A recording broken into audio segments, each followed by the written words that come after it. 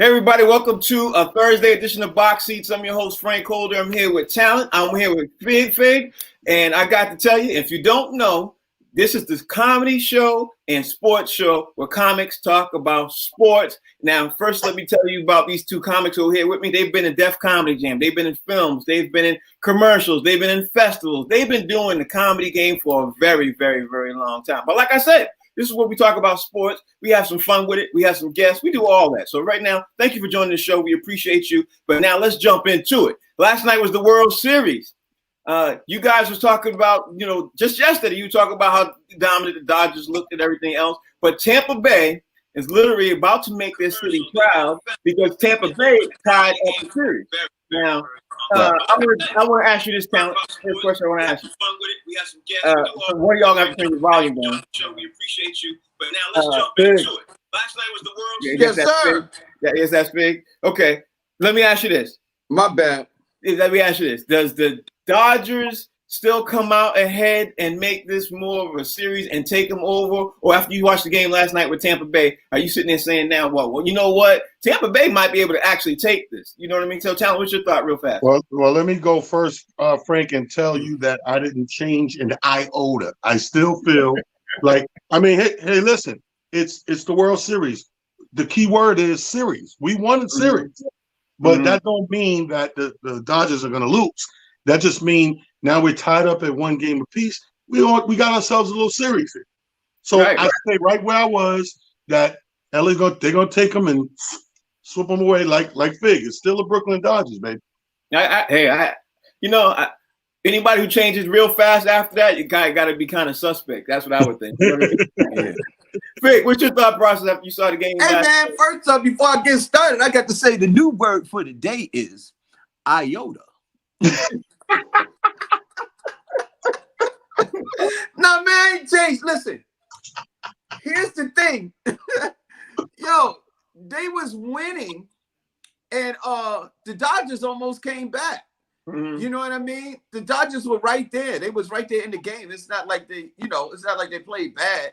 It was just like right there. You know what I mean? So I'm giving it to the Dodgers all day, man. They ain't changed my mind. Not one iota.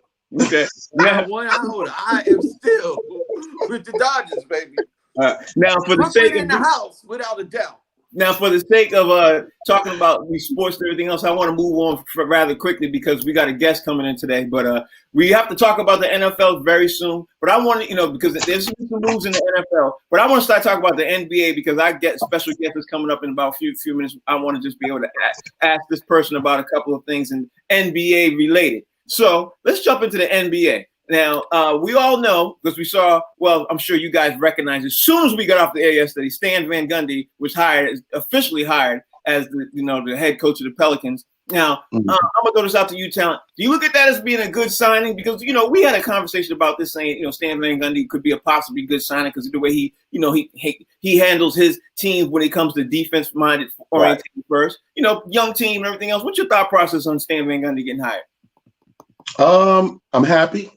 I'm happy. I've actually been waiting a pretty nice amount of time for this guy to his coaching career to start getting justified again. Because he started out with a really good, reputation and a really good track record, and he got a raw deal. We all know. We've seen it happen. He got a raw deal, and ever since that raw deal, never kind of came back with that to that top position to make it right. This is his opportunity. This is our scene 2 or 3 of Van Gundy appearance. And I think that this is one of those young growing teams, newly built on the backs of like Zion and cats like that. He got a shot to put his coaching, get his little coaching joints up there, man. He might put them gloves up. So I'm rooting for Van Gundy for this one. I like it. Okay. So Fig, when you heard about Stan Van Gundy getting hired for this new team, because the Pelicans got Zion, he's the big star and everything else. The last time Van Gundy had a team with a star, things didn't go so well. So I'll say this to you. What was your thoughts when you heard about this? Well, first off, Zion is a humble kid. You know what I mean? And he's a kid in every sense of the word. Van Gundy going to that team, man, got a bunch of young players. He could go in there as not as a coach, but Uncle Daddy. You know what I mean? He's going in there as Uncle Daddy Van Gundy. and he got a bunch of young kids that he can teach how to play. You know what I mean? Teach them winning basketball. You know, take that raw talent and turn it into winning basketball. The key to it, I thought about it yesterday, but now I'm going on the reverse. The fact that Zion, they looking at him to lose 20 to 25 pounds. Him and Van Gundy could do it together. You understand what I'm saying? They could both go on. They can both go on a diet plan together and knock off those extra pounds. You understand what I'm saying? You know, they get a nutritionist and they just sit at the table and they can eat lunch together if they end up in a bubble. They'll have a bubble lunch. Only Fig would say something like that. A bubble bag lunch. That's what Zion and Van Gundy. They lunch is gonna come on a plastic tray with cellophane over it. All right. So check this out. Remember the last couple of days we've been talking about Derrick Rose, he's been the hot topic and everything else. Yeah. It seems now, Talent, that Derrick Rose is a hot commodity this season. The Lakers are looking at him, the Warriors are looking at him, and the 76ers are looking at him. But it looks like right now, according to the boys, that the Lakers are leading, all the above to land Derrick Rose. We talked about the Lakers going on with Derrick Rose before. My question to you is, would you rather see Derrick Rose on the Lakers, the Warriors, or the Sixers? And if whatever team you pick, which one would be the most deadliest with his being addition? So you got the Lakers, the Warriors, and the Sixers. So I think that the best where I would love to see him is probably with the Warriors. Mm-hmm. Where I think he would probably lean towards is the Lakers. And I say that because that guard position is a lot of minutes being split up at that guard position and the Warriors. Even though you're on one of those playoff bound championship contender teams, and that's what he needs at this stage of his career. He can't afford to go to Sixers. They still they got to get themselves together. But we do know that the Warriors can come back and contend, and obviously the remaining champs are a contender. He'll get more minutes, I believe, in LA than he would in Golden State. Okay, all right. So Fig, I'm gonna ask you the same question with the caveat is Doc Rivers is the head coach over the Sixers. Would he be more, more of an integral piece if he lands over there with the Sixers? Does he become more of a bench player if he comes over there with the Lakers? Or is he more of a significant player that comes off the bench of the a six man if he lands on the Golden State Warriors? So of those three things, Derrick Rose playing for all that, how do you see it play out? Well, first, before I go into that, we have Iota and Frank has added caveat. I use that word every day. Caveats in there every episode. We got Iota and caveat. Okay.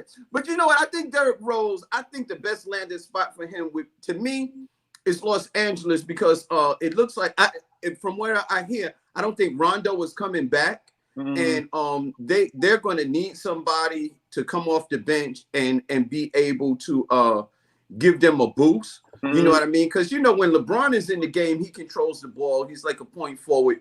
LeBron has the ball most of the time on the starting squad. So I think if Derrick Rose has the mindset to come off the bench, then he'd do well in LA. Because that's something that they're really going to need. That's a place that they need to plug in, and it'll give LeBron James, a lot of time to rest without them losing leads once they get it. If he goes to Golden State, you got Curry, you got Draymond, and then you have Draymond that brings the ball up a lot. You know what I mean? Off the rebound, and he pushes the ball up and gets them into their offensive sets quickly. So I don't know about that. I don't see him being a fit for the Sixers because then you got him and Ben Simmons, and neither one of them are great shooters. You know what I mean? Derrick Rose, he's explosive. He gets to the paint. He got a mid-range, but he's not a three-point threat, and neither is Simmons. And then if you keep Joel Embiid, he's going to clog up the paint. So where's Derrick Rose going to go? You know what I mean? It just don't seem like to me, it don't seem like a good fit in Philly. First, I pick LA. Second, Golden State. And I don't think he's good for Philly at all. Yeah, I mean, Philly's not in. I don't think Philly is a good look for him at all because of where he is age-wise and career-wise and what he's trying to do. He's still a good player, had a solid career. He's trying to end it with a chip. Well, here's the thing. Here's the thing. I think that Philly's trying to find their floor general. I think the Lakers going to probably be where he lands because at the end of the day, the Lakers going to lead a floor general once Rondo leaves. But you know what? Let's ask somebody this question who has professional experience, who's been in the WNBA for years, who's been a model. She acted a little bit, she sang a little bit. She's still a model. Let's ask Kim Hampton. Kim, thank you for joining the show. We appreciate you. How you doing today? I'm doing good. How are you guys doing? We're doing all right. So I'm going to you because the question on the floor before you start, I'm just still trying to get over, you and Fig, y'all got these stars in y'all's eyes because y'all glasses are reflecting your rings. So I'm just like, oh, you thought that was jokes, Kim? That was jokes. But right, the reflection. Y'all look like aliens. You erase the starry eyes with dark circles. That's the light. That's the light. That's the light. That's the light. It happens, It happens.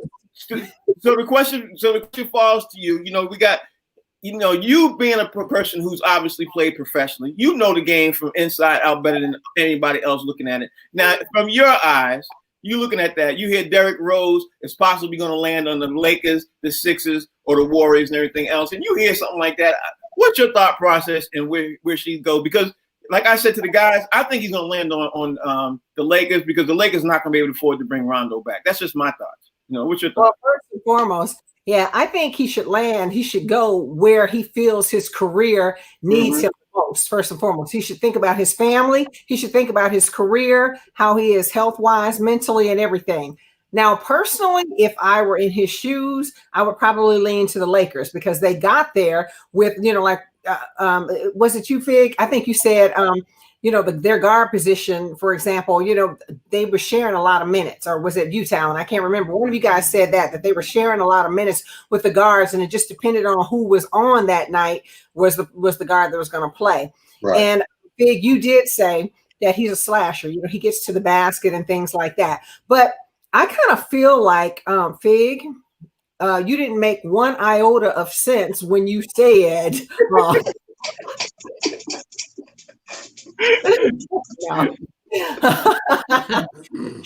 Just trying. Jokes.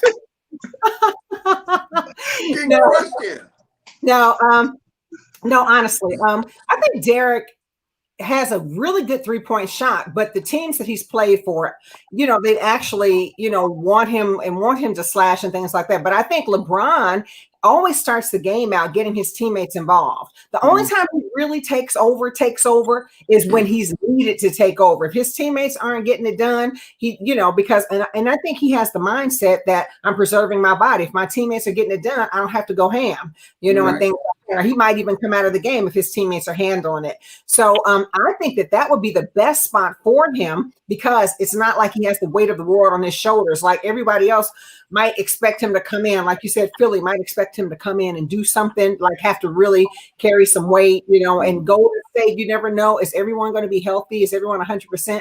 So it's, I think the Lakers is the best option for him. But, again, and I think the brilliance of him going to the Lakers is that LeBron is that type of player. He's like a Phil Jackson. He can get everyone on the same page and get everyone to play together. So I think, and he'll fit in wherever he needs to fit in, so that's the beauty of that. Okay, so you know what I like? I like the way that you come in immediately.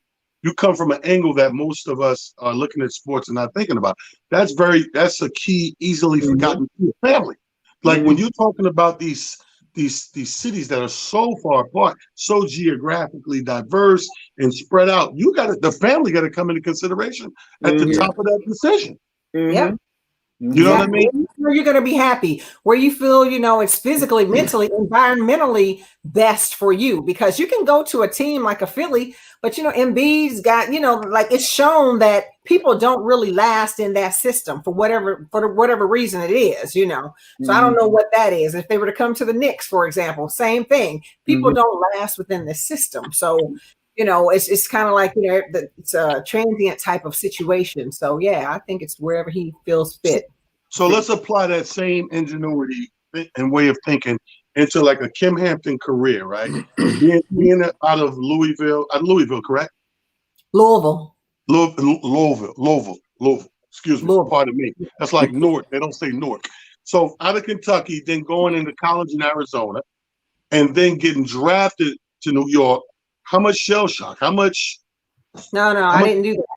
So when I graduated from college, there was no professional basketball in America for women. So Right. I had to go to Europe and play. So I played my first 6 years in Spain. Y si yo hablo español también, papi, yo puedo hablar contigo en español si quieres. Yes, exactly. That's what I was thinking. Anche ho giocato a pallacanestro in Italia per 4 anni e mezzo, un anno a Bari, un altro anno a Avellino e 2 anni e mezzo a Pavia. Yes. Season in Japan, so konnichiwa, ohayou gozaimasu, and I got a chance to play one year in Aix-en-Provence, France. So bonjour, comment allez-vous? So Wow. Wow. then the WNBA started in my 12th year abroad. I happened to be playing in Italy, and I found out that I was going to be drafted in the elite draft. Not the regular draft, but the elite draft with the Lisa Leslie, Cheryl Swoops, those guys, and stuff. So, yeah. Well, you answered my question with all of those backgrounds right there. New York's a melting pot. So you was at home. Yep. Wow. It sounds like you learned more overseas than maybe you did when you was in college. I'm like, Lord have mercy. You hit all the languages. I want to go completely off the grid here. Something I heard yesterday, when I was watching, I forget, like ESPN, one of the shows. What do you think about WNBA players being able to break into the market where they have endorsements, like for shoe endorsement, like sneaker endorsements and stuff like that? What do you think about that? Finally happening, because you don't like. I think one of the guys' daughter was playing basketball, and he was saying, man, she needed a new pair of shoes, and I'm looking for like the latest shoe of a WNBA star, and I couldn't find any. Right. Well, everything boils down to economics. When the WNBA first started back in 1997, Nike was the sponsor of the league. So Nike had Cheryl Swoops, they had Lisa Leslie. I was signed with Nike too. They had Cynthia Cooper. They had quite a few players, but and Cheryl Swoops had a shoe, and I want to say someone else got a shoe. I don't know. It could have been Lisa. I'm not for sure, but I know that there were a couple of players that actually had shoes, but I don't know if they did well economically. So then they were forced to pull them. So there have been. And if now they could be looking into revisiting that possibility, but up until that's kind of what happened with that. Here's a question for you, Kim. Now that you're retired, played and everything else, and there are women who are just starting to migrate to the NBA as coaches and everything else. And I'm sure you've also seen how difficult it has been for Black men to coach in the NBA overall. Do you think the migration is going to continue more so and quicker with women being able to integrate into the NBA from the WNBA and from college? Or what's your thought process of seeing the whole thing overall? Because I think that there's some women who should be, let's be honest, there's some women who should get a fair shake at coaching in the NBA level because they've done so well in the NCAA coaching. And I can't remember the lady's name, but the lady who was on the staff of Tennessee, she coached very well. We got the UConn team, they got the UConn assistant coach. I mean, there's a lot of great women coaches who deserve a shot. What's your thought process on that? Well, number one, shout out to the NBA, Adam Silver, Mark Tatum. They have a program specific to push former WNBA players and former NBA players as well through this executive program. And if they want to go into coaching, so it teaches them, I think they do coaching, the aspects of it, scouting, and all of the aspects of the coaching world, and then the aspects of the front office. Mm-hmm. So they were specifically, these women, specifically went through this program because they understand that right now, what's the buzzword? Diversity, equity, and inclusion. So for that reason, they have been on top of it. They're like leading the pack. They're leading every industry, especially every sports industry, and trying to equalize, the jobs and the career paths of women. So, definitely they are, and in this program, it's 100% placement. So you might work with the league, you might work with a team, or you might work with, with a G League team or something like that. So that's really, really good. But of course, there are women Fig, is that you again? You don't have your phone muted? No, it's not me. Okay. It's not me. What I do? I didn't do nothing. I'm just listening. I'm just messing with you, Fig, because you.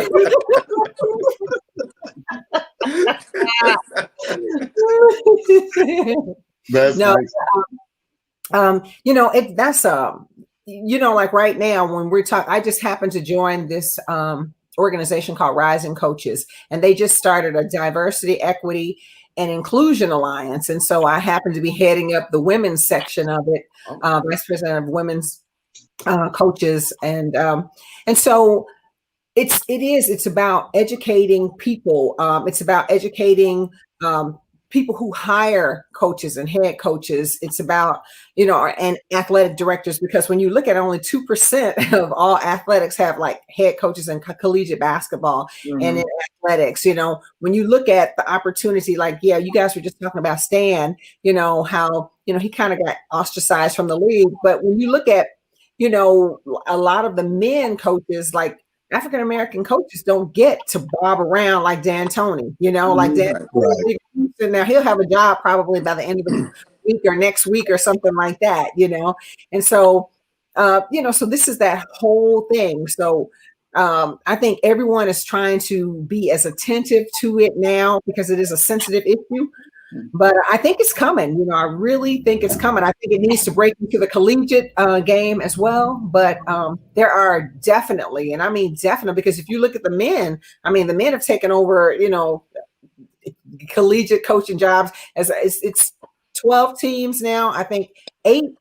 There are 4 women head coaches in the WNBA, and the rest are men. So it's. Cam, let's be honest too. I'm gonna throw this next question to town. But let's be honest. Some of those men who are coaching the WNBA cannot coach. I'm gonna just say it out there. I know you probably can't say it, but I'm gonna say it because I forgot what's the name of the Detroit Pistons big man who used to be tearing it up. Bill Laimbeer is one of the worst coaches, and the team is winning. But I think it's more so winning because of the team, not necessarily because of his coaching prowess. But I'm gonna leave that up there. I'm gonna throw that out there. Talent. What's your question for Cam? Because he's been supposed to be winning, like that team been doing really well. But I was like, this dude ain't coaching. These girls are just balling. I guess he kind of found out, but what he tried to recreate the whole Detroit thing because he was very successful. I was like, in New York. Yeah, he wanted to recreate the whole Detroit feel by bringing all of their players together, and everything, and it didn't really work out. So then I guess when he found out the job was going to open up in Vegas. He took that job, but now listen to this. So Vicki Johnson, finally, she was my former teammate, African-American girl player, just a standout player. She finally got the head coaching job, and Ruth Riley got the general managing job of that team. And so, all of a sudden, they're happy and excited and everything. And so they find out the team is going to move to Vegas. And who gets the job? Bill Laimbeer. So now Vicki Johnson is out of a head coaching job because, and Ruth Riley's out of the general manager position because they hire Bill Laimbeer as both head coach and general manager. I'm going to leave it at that. Well, I'm going to tell you something. Johnson is an assistant coach under him, though. He did bring her on as I think she's a brilliant coach. And then let's look at the fact that, Teresa Weatherspoon, my point guard, let's look at how many coaches they've allowed to come through New York and coach, coaches that don't have any feeling, and you talk about fan base and you talk about camaraderie or gathering of the fans, like how come the organization has never given her an opportunity, And she's a beast. Me, I'm a Liberty fan, ride or die. And she definitely is a beast and deserves the opportunity. But I think this is a classic case of what we talk about when we talk about the NFL. We always talk about the good old boy system. So when we look at the good old boy system, what they'll do to justify someone not being ready to coach an NBA team, they'll either put you in the G League or grab a WNBA team and say, okay, here, Mr. Laimbeer, practice on your coaching skills over here. Before you can even step over here, we're trying to create that body of work, if you will, for the resume. No matter how good or bad, Frank, just that you did it, you put time in. You know what I mean? Like people wear being a parent on their sleeve like a badge of honor, and they could be the worst parent out, but they'd be like, "I'm a mother, I'm a father." Yeah, but you're family. So somebody else needs to do the job. So I mean, I applaud you, Kim. I mean, your resume. It speaks way more, it precedes you, especially now since we heard the 17 languages you spoke today. Yes. See, if I was in comedy, I could let it roll, let it rip. And I'm so hood prejudiced. All I could think of after the fifth one, I think it was Japanese. I'm like, you know what? I'm gonna eat Chinese tonight. Yeah, that's what I was thinking the same thing. I'm like, man, I need to order a pizza. Speaking of Italian, I was like, I'm gonna order a pizza because that's all I got to contribute to this conversation. Frank, yeah. What you eating, Frank? Frank, what you eating? I'll be honest with you. Frank, you gonna eat a burger? Frank eating a burger. I'm having a burger because I had pizza last night and Chinese the night before, so I'm eating a burger. He took it back to college. He just want a burger. Yeah, Kanishi. She said Konnichiwa. I was like, yeah, man, let's order some sushi, but I don't eat raw fish. Hey, Kim, let me ask you this. You say? Being that you come over from overseas and everything else now, I know you have got to be shocked at the way the players overseas are playing at a level they're playing now, especially since the time frame. And now let me ask you, because you've played overseas and everything else, do you think the way that the players are playing overseas now has grown faster than what the NBA has expected? Because I didn't think players were going to migrate over here this fast. I'll be honest with you, especially from the Asian cultures and in Italy and things. I didn't expect that. Europe, overall, yes, but Asia, nah. There's some boys I've seen balling, who can really, really handle the ball, everything. You know what I mean? So I think a lot of that has to do with the NBA and the WNBA playing overseas. What's your thoughts on that? Well, yes and no too. Because I had the opportunity to play over there for so many years, I saw what they were doing. They are so fundamentally sound, the Europeans, and so are the Asian people that are playing. Because when I played in Japan, they had practice in the morning, and that was just all shooting, ball handling, moves to the basket, footwork. They are sound players, and then they're really intelligent. And the cool thing about these other countries is they get to play with each other. If you're on the national team, if you're on, and things like that, they play with each other since they're 6 years old, and that's why the USA had to go. The men had to go to play professional players in the Olympics because they couldn't beat these people. And that goes back to what in the 80s, I think they changed, or the 80s or the 90s. No, it was actually 92 was the first. 90, they realized they couldn't win the Olympics playing against these grown men over there, those grown ass men over there, Right. So they were like, "Yeah, we gotta bring it over." There, it doesn't surprise me at all. No, honestly, it does not surprise me at all. And the crazy thing is it just took a while for the league to get out, to kind of open the doors, and so it's happening a lot faster, with the men now, and I would say especially like within the last 8 years, but and I think it'll slowly happen because man, you got some shooters and you have there are players over there around the world. And that is because the NBA is so global and it's so awesome, and kids mimic from over there, even over there, they mimic what they see and all the NBA and all LeBron James, Jordan, and things like that. And so the same thing with the girls, Right. What do you think? I just ask a question. What do you think about the influence of the European game coming to the United States in the WNBA and the NBA? They got the Euro step and some of the European moves that they just didn't do here before. Exactly. I think it's been huge. Like that whole. I think they appreciate the game. I think it's like actually an opportunity to broaden the game because. For lack of a better term, there are different styles of basketball. You have like, just like street ball type of basketball between your legs. That's like a lot of East Coast basketball. I'm gonna dribble 100,000 times before I do anything between my legs, and then I'm gonna drive in on 40 people, and then decide at the last minute I ain't gonna pass it. I mean, I'm not gonna shoot it, but then I'm gonna pass it to my post player who's looking up like this, to go rebound. Right. And then you have West Coast ball where they just run up and down shooting threes, and stuff like that. So I think that influence was it's just footwork over there. It is such great footwork. That's how you look at Donovich, you look at all of these players, you're like, how is he's slow as hell, jumps about this high. Like how is he doing that? But because his footwork and his, just they can use both hands. They actually look at the defense and read the defense. Once you've committed, they own you, and those things that they teach you over there. They teach you the mental aspect of the game. And Americans are so used to getting by because of their athletic ability, Right.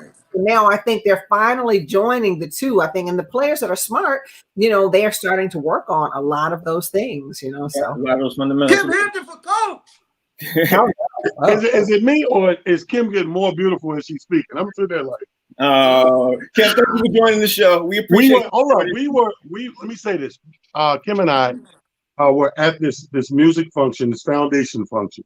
Mm-hmm. And I hadn't seen Kim. It got to be almost 8-9 years. We did a couple of events for the garden, for Madison Square Garden, like they would feed the homeless in the Thanksgiving time during the holiday, stuff like that. So we had to appear, and I hadn't seen you in a long time. So when you walk, I'm like, oh my God, it's goddamn Kim Hampton. Like, and I'm with Aldo Fig, so Aldo. Oh Lord. So I was like, okay, you want me to? I'll take the picture. I'm like, yeah, take the picture. I'll explain later. Jesus Christ, how do you not know what you're taking a picture of? But Kim, I mean, your education level, your well-traveledness. I mean, we thank you stupendously here on behalf of the Box Seat Show. I'm glad we got this time, man. We appreciate you. We appreciate you. And I think this is such a good idea because just laughter is so needed, especially during these times. And so mixing sports and laughter, wow, that is just a great combination. So I wish you guys the best and keep doing what you're doing, keep laughing, even when it's not funny, and keep making people laugh, But Kim, can you tell everybody out there how they can follow you and what you got going on? Because now that you got some new fans that are watching the show, we want to make sure we stay in contact with you, and we want to bring you back again. So please, the floor is yours. For real. Gosh, I never think about that. I never think about social media because I'm not a slave to it. So I got about 2 followers, but you can follow me. But you can follow me on Instagram at I am Kim Hampton, and that's KYMHAMPTON, like the Hamptons that live out in the the rich area. Yeah. Kim Hampton, yeah. Yes. And on Facebook, whatever, it's Kim Hampton. And then on Twitter it is Kim Hampton. Kim, how many times have you had to spell that out? KYM in your life? Well, you do, because naturally people are going to say KIM, and then they're going to look for you and be like, where's she at? I don't see her. So, well, you are blessed. Stay blessed. Thank you very much. And she, like you said, like the Hamptons, where the rich people chill. Only one of us is rich is Fig. He's out in Connecticut. You know me, I'm broadcasting from the hood. Frank is in a Winnebago or a small tour bus somewhere. But we love you on Box Seats. We love you, babe. Thank you, guys. Thank you for joining the Thanks, show. Kim. It's a pleasure, Big. Bye, Frank. Thanks for talking about me.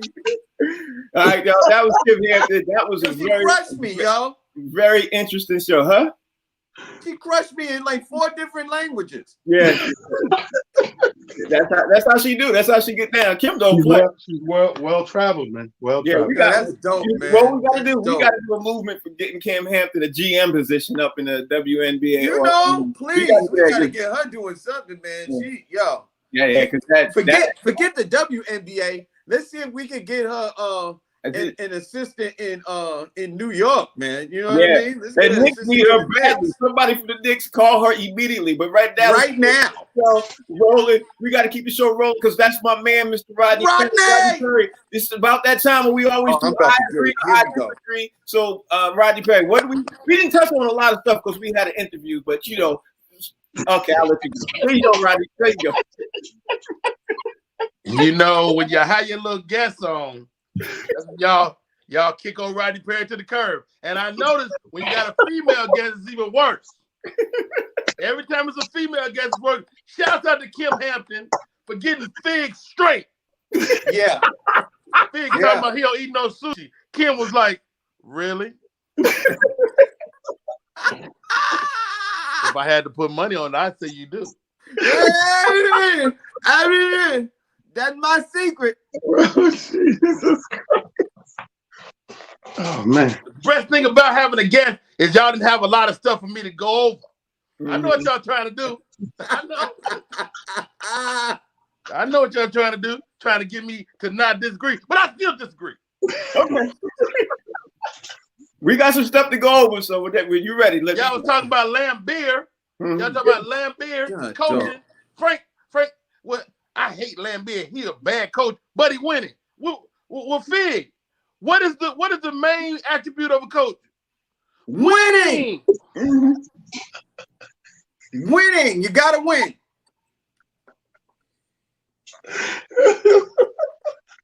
Talent managed, even in a short time, talent managed to get a good analogy in there. It never fails. Talent analogies is the best part of box seats. He was like, out of nowhere, he's like, it's like being a parent. I'm like,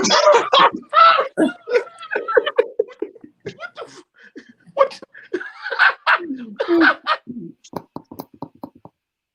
And Talent gave us the word of the day.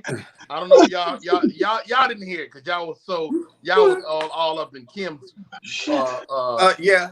derriere. I'll rock my French. Derriere, yeah. Talent said the word well-traveledness. I didn't even catch that one. I said, what? I didn't even catch that one. Well-traveledness. That's All right. So, yeah. I could go on, but I know Frank has some stuff he got to get to, so I'm going to step out. All right, okay. Before I bring in Stack, I want to discuss this because we got to go move into the NFL because I know Stack is going to make sure he got to check some facts. So let's go around the horn right now. Go around this right now. Dez Bryant right now is getting ready to travel to Baltimore because Dez Bryant is getting ready to do what he can do. He's getting ready to bring himself in and see if he can get a workout, and Baltimore is bringing him high. So I want to ask you all this because we already know, we've been hearing for the last 48 hours that Seattle's bringing in AB. We know about Seattle bringing in AB. Does it make sense, Town? I'm going to start with you. Does it make sense for Baltimore to bring in Dez Bryant? What you think? Hell yeah. Hell yeah. Let me tell you something. If we break down, let's say we break down top 16, 3 from each side, right? AFC, let's say you got top 16. That means you already are potent with talent that you're in that top echelon of a pool. Now, if I get more talent, hell yeah. Okay. Why wouldn't you? All right. I'm going to Fig. Dez Bryant ain't played in a couple of years. You think he still got enough to make it even on the practice squad? You think he can do that? Well, I mean, I haven't seen a lot of Dez Bryant. I think the last time we seen him work out, he was in pretty decent shape. But the skinny on Dez Bryant was he didn't run very good routes. He was mainly a guy who would run out and out jump you and overpower you for the ball type receiver. So if that is true, then I don't think I think with a quarterback like Lamar Jackson, he might just, if he still has a little bit of speed, he might just be all right in Baltimore. Okay. All right, Rodney Terry. Do you think if you're Baltimore, do you get Dez Bryant or do you really move forward with Antonio Brown? First of all, Fig, is them chemicals getting to your brain? Of course, Dez Bryant is still a world-class player. His route running, are you serious? I didn't say it. That ain't my words. He was one of the top receivers in the league. Who do you want, Dez Bryant or AB? Look, they both a problem. Okay, they both a problem. They both prime time. I take AB because he's currently playing. He has been removed for 2 years. Now, if he was a running back, that had 2 years of rest, then you go, okay, this dude has some rest, his body's healed up. Receivers not the same way. There's a curve when you're not playing as a receiver. And so I would take the guy closer to the game personally. That's why I take. Okay. All right. Now let me go around the thing and ask you all this, because the news also dropped this morning that the LA Raiders had a positive test this morning. Las Vegas Raiders. Yeah, yeah, that's what I meant. Las Vegas Raiders. Las Vegas Raiders. The Raiders move around so much I forget the name. What do you got this year? Oh, Las Vegas. Okay, so the Las Vegas Raiders had a positive test. They sent the entire offensive line home because of Trent Brown. He had the positive test, and they're playing Tampa Bay. Do you think that's going to affect them, Rodney Perry? Because you need, especially with Tampa Bay and those dudes, the way their defensive line is balling. I think if their offensive line miss any time, they're going to have some serious problems. But hey, let me just ask you what your thought process is. I think the NFL is going to a reverse bubble technique. They're trying to get everybody infected. Everybody's going to get infected one way. I think it's a concerted effort though to get every person infected, and then they can move on with everybody sick. Okay, I ain't thinking that. Pelican the breed. third word for today is concerted effort. That's 2 words. That's 2 words. It's 2 words. All right, Craig, what you think on that? What you think on that? Yeah, man. I think they're gonna have problems with. I thought they was gonna have problems with Tampa Bay. Period. Yeah. But now that they had to send the whole line home, the whole old line. I'm like, come on, man. Yeah. That ain't good. That ain't good at all. Not going up against Tampa Bay defense. Right. They played a hell of a game last week, man. Yeah. And Tampa Bay is just getting better. Right. Tampa Bay shredded the several lines the last couple of games they played. Talent. Do you see that? How you see it? You gotta understand something. They was getting their ass kicked anyway. Had nothing to do with this offensive line thing, because the Raiders are coming off their bye week. Mm-hmm. Yeah. And it's hard to reach jumpstart, especially a team that's found their X's and O's, and they just played last week, and they're gonna play again consecutive the next week. You coming off vacation? Okay. All right. Yeah, I kind of have to go through what you're saying. So now it's time to bring in my man Stack, and we got to check the facts with Stack. So Stack, what we get right, what we get wrong, where was we at? Because I already know I forgot Bill Lambert's name before you throw me under the bus. I already know that. I wasn't even going to do that. Y'all had a pretty clean show until Talent invented a word called well-traveledness. That's all I had, and I only got one more thing. The only thing that's like being a parent is doing these NFL picks with y'all every Thursday. When I be sunning y'all week after week. It's like being a parent. Oh man. Get your pie hole stacking over. Hey, Kim was great though. It was a lovely interview. All right, now let me go around the horn and jump back to the That's end. really sexist, dog. You wouldn't say that the interview was lovely if it wasn't a woman. Hey, most true. things ain't lovely if it ain't a woman. You know what? I can't brother, argue with that one. You can't argue with that one either. Now let's go around the horn real fast because our time is moving fast and everything else. This rumor is going to be particularly favorable for my New York friends sitting up in here. The Brooklyn Nets, they are talking to the Pelicans because they're trying to get Drew Holiday as he is on their radar. Now, do you see that as being one thing that the Brooklyn Nets should do? I think they should do it. But the question for me is Talent. I'm going to throw it out to you. Is if they get Drew, who they going to give up? You know what I mean? Because they can't get him without getting somebody big. You know what I mean? And that's why I got the face on right now. My face went right to, wait a minute, you bringing in Drew, that means somebody of some significance is going. Right. Because that's a position that you wasn't normally trying to plug. Now that you're trying to fix that little fix-a-flat, that hole in that energy was really good. I love Drew Holiday as a player. All around as a player, I don't think you could get more solid and consistent than him. He's been on teams that have been stinking the league up time and time again. And the only shining diamond on the team he is still alone is consistent and positive play. I like that idea. Okay, I like it too. I'm just concerned about who they're gonna have to give up. Fig, I throw the question to you, especially since you're a Brooklyn, Brooklynite. You know a lot about Brooklyn, what's going on in Brooklyn, everything else. And you follow the team a lot. Does that make sense to you for them to do? And who you think they're gonna give up? Yeah, man, they've been talking about getting rid of LeVert. Yeah. They was talking about getting rid of LeVert. LeVert is a straight up baller. I'll tell you this way, man.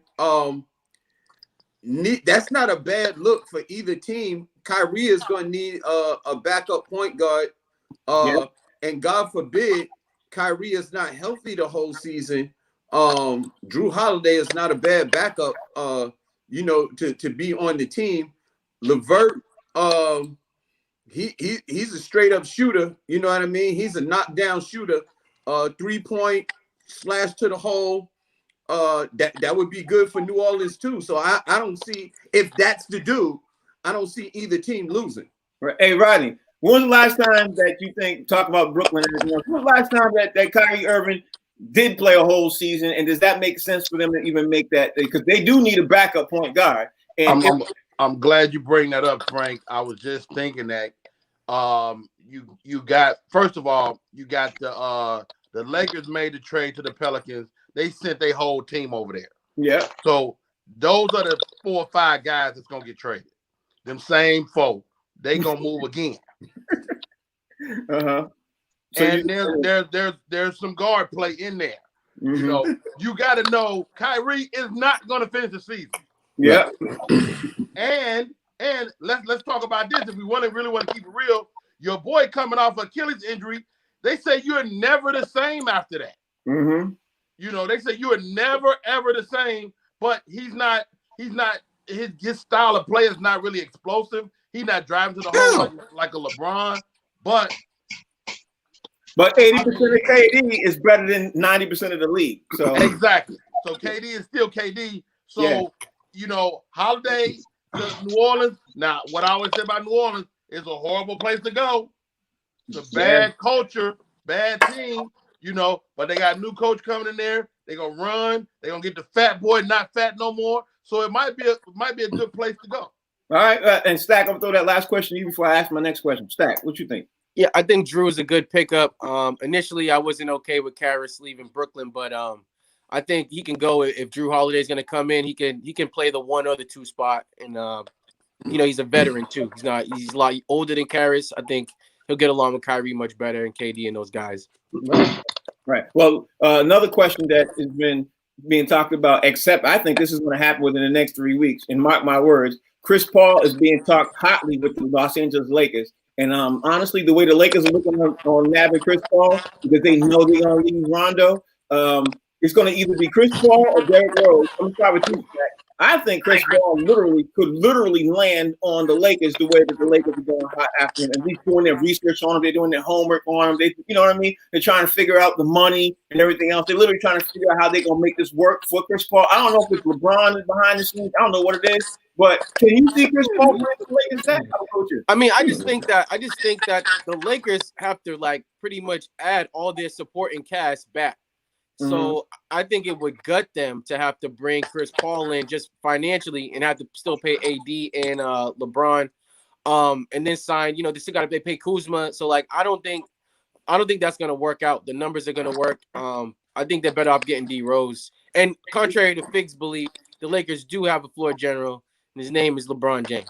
All right, let me just throw it to Rodney Perry next. I'm gonna say one thing about you, Stack. I'm gonna say I disagree with that segment. That's why I'm gonna go to Rodney, because I disagree too. And the reason why I'm because Chris Paul is gonna play for the Lakers if they offer him for less money than he would anybody else. Because the opportunity to play with your boy and the winning chip, I think you play. Chris Paul is getting paid big money right now. He's still right, the but in the trade, when they make the trade with him and everything else, there's a room in their clause in Chris Paul's contract where they can pay him less if he agrees to make the trade. So I think he'll take that, which is the reason why the last mega trade involved him got nixed, because he was making so much money. He ain't going through that again.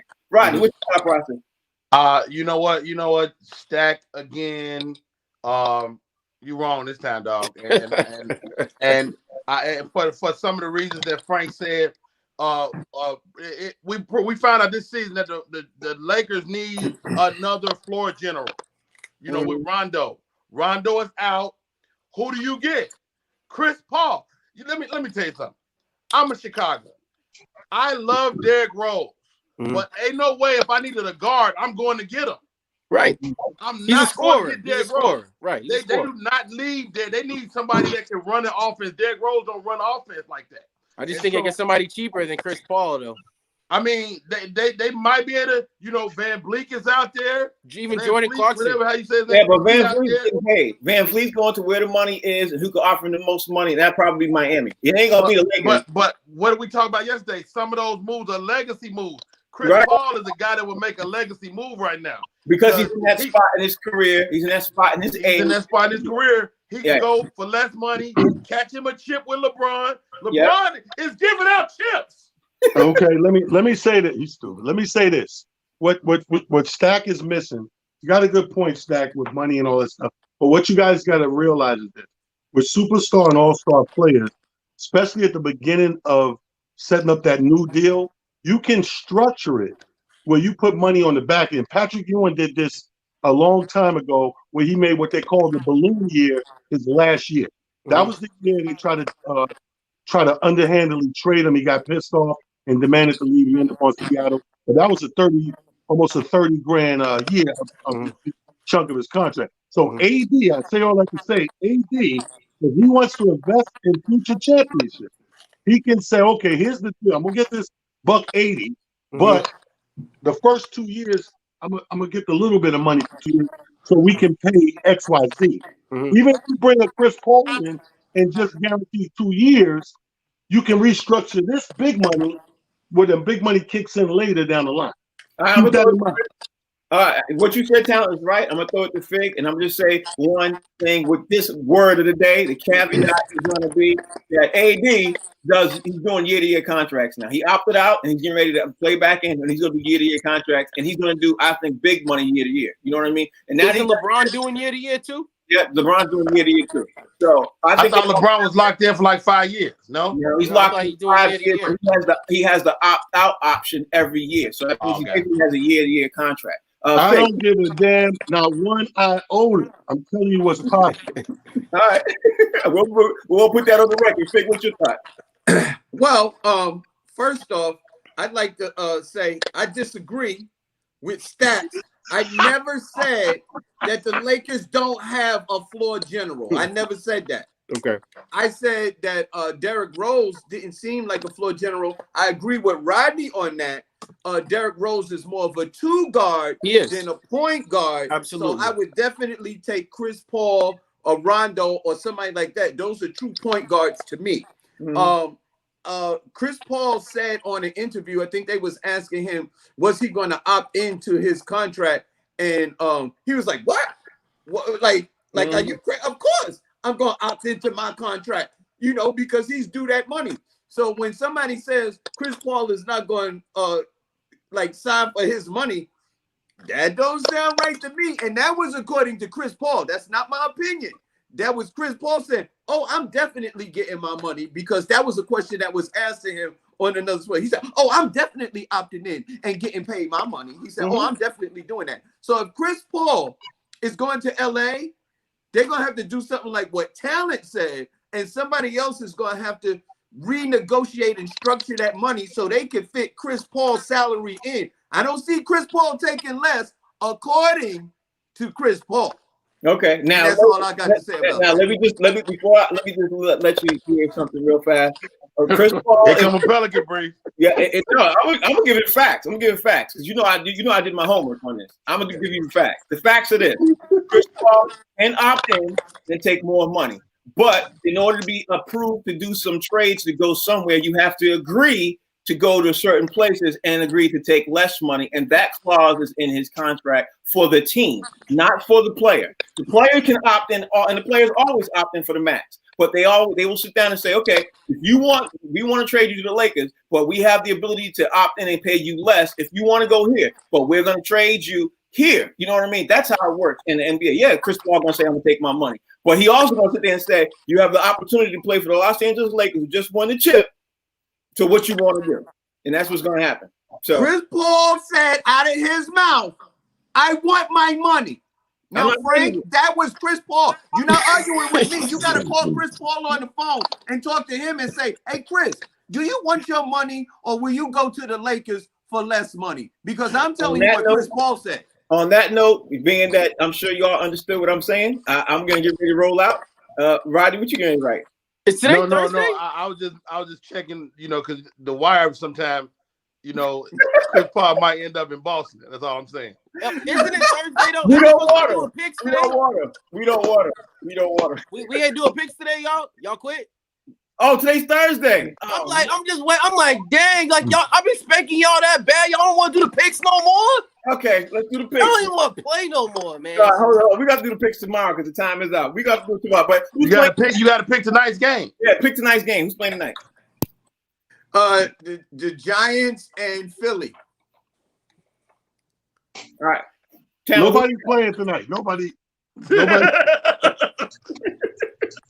Tell him. It'd be like Stacks. We can pick tonight's game tomorrow.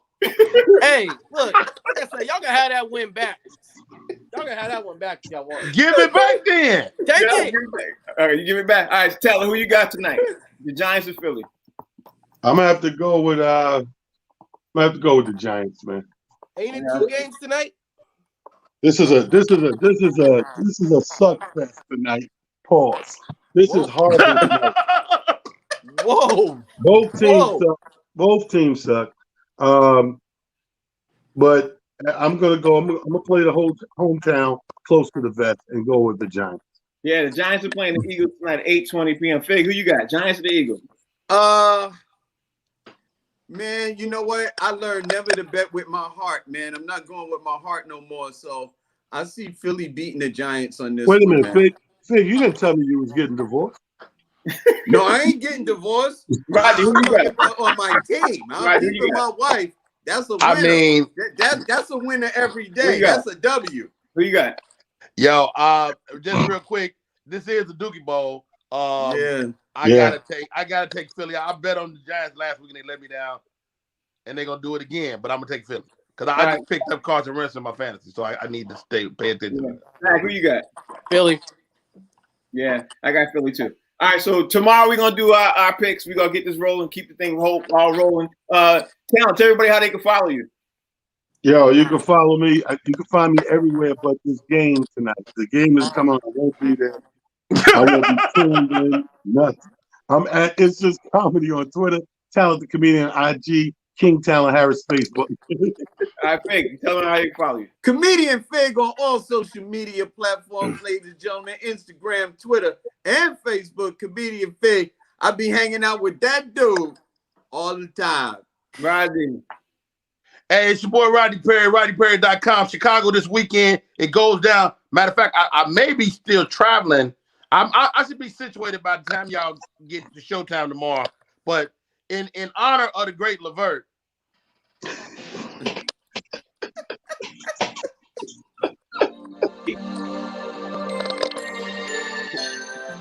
Right.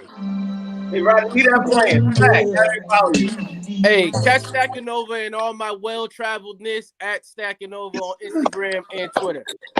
Well traveled. I'm Frank Holder. Y'all watching the show called The Box Seats on every Monday through Friday from 1 to 2 p.m. That's number one. Number two, tell a friend to tell a friend. Tell them to add the humor mill. Tell them to download the app. Call your cable service provider. We'll be back tomorrow.